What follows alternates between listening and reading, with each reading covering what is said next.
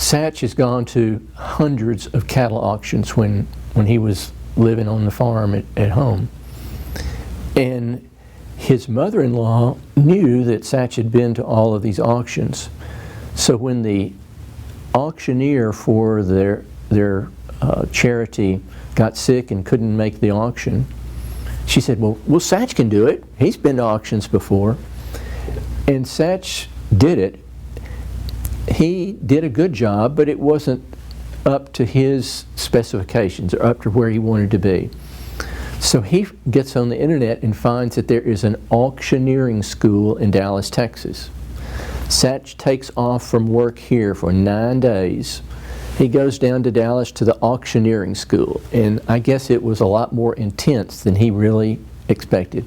He came back and he was doing all that, that practicing and everything like that.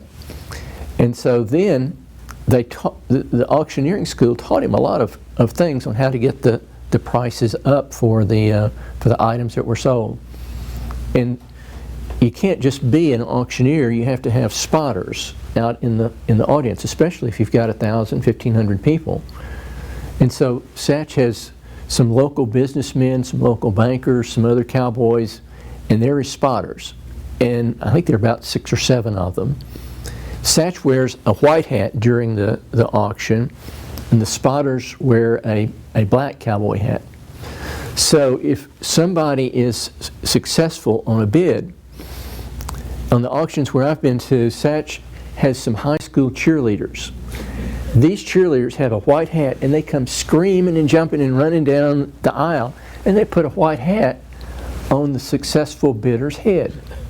So pretty soon you have a culture where the people, they're not actually wanting this trip to Jamaica or whatever they're bidding on.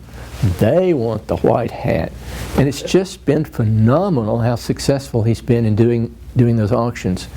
So to date, Sach has raised over $1 million in these live auctions for the local charities. And I just think that's an example of how Bailey and Oliver is really, really dedicated to doing things in the community.